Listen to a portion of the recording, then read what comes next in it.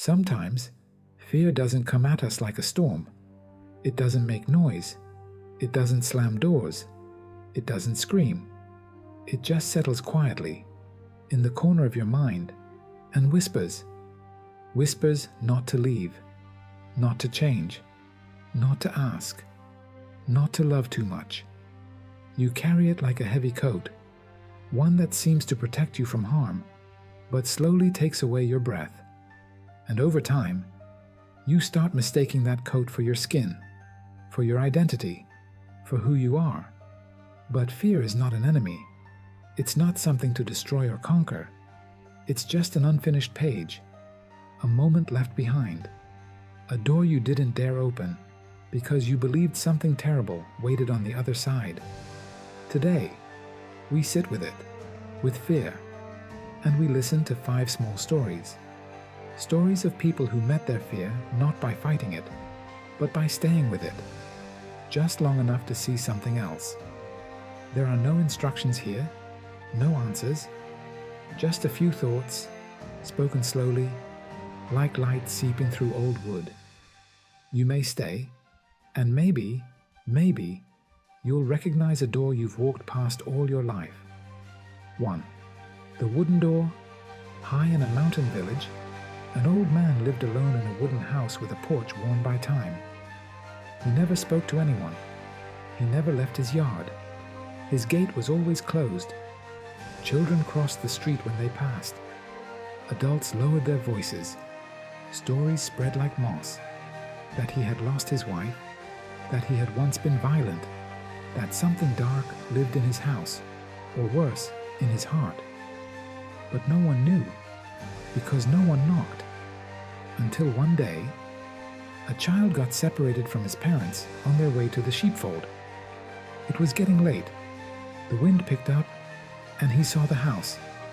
He hesitated, then walked to the gate and knocked.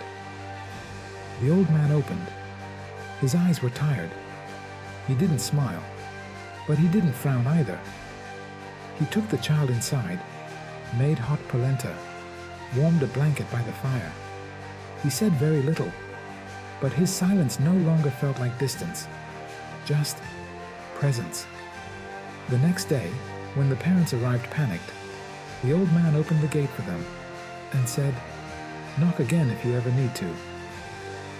After that, something changed in the village.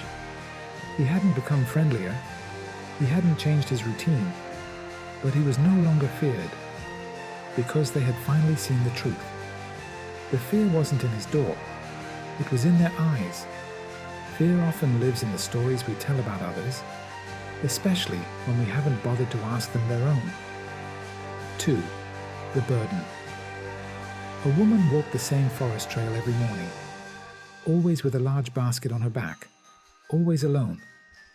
With time she had become hunched, her back bent, her walk slow. People whispered, "She must be carrying something tragic." No one ever asked what was inside.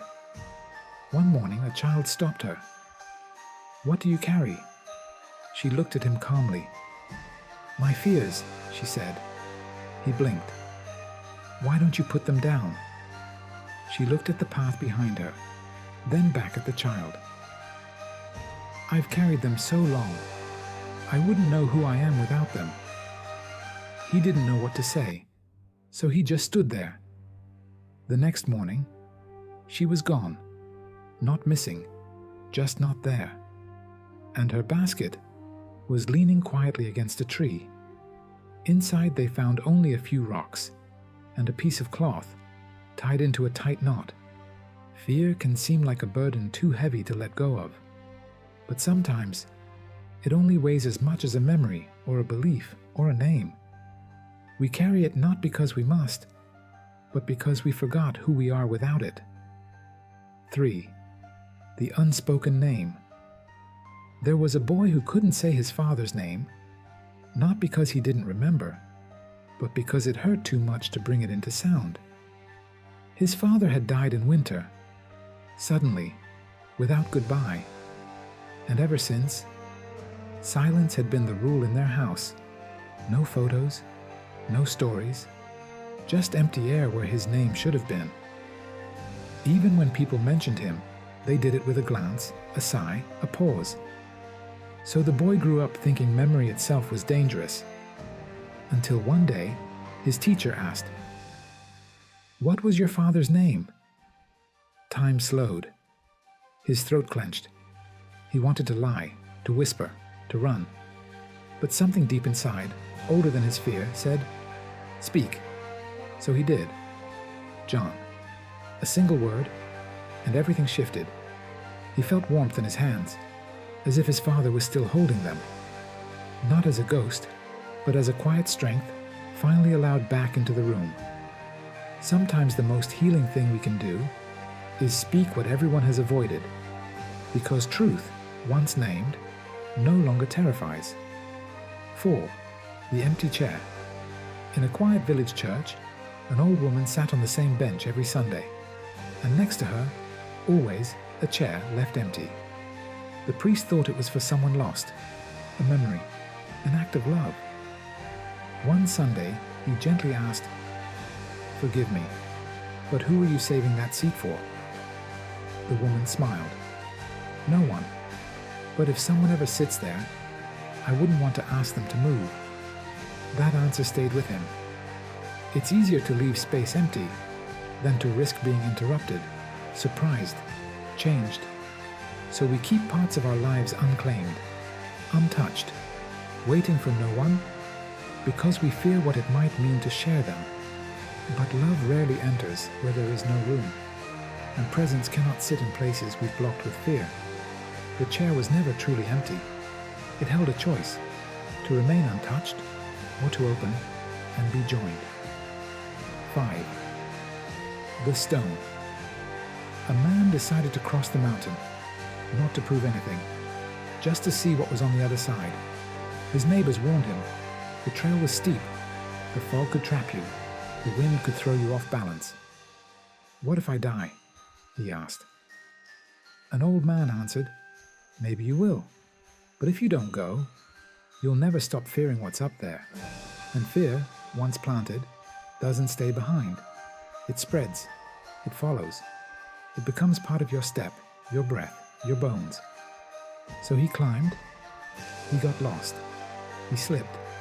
He doubted himself more than once. But eventually, he reached the top, and there, just a stone, carved into it. There was never anything here, just your fear. We build entire mountains in our minds. We give fear names, shapes, and voices. But often, there's nothing real at the top, only silence, only us, only a stone. Fear never fully disappears. It waits. It changes shape. It softens its voice.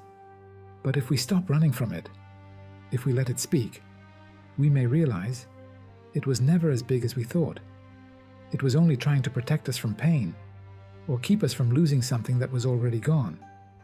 A wooden door, a path with stones, an empty chair. They all say the same thing. You will never know what's beyond, unless you go. And when fear moves out of the way, what's left is quiet. Not silence from emptiness, but a kind of peace. The kind that tells you something in you just healed. Thank you for listening.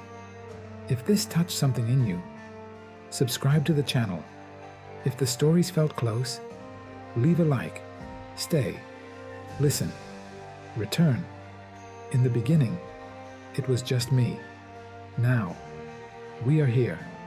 Not looking for crowds, just truths. Truths that rest better in silence. Until next time, I hope you too find your way.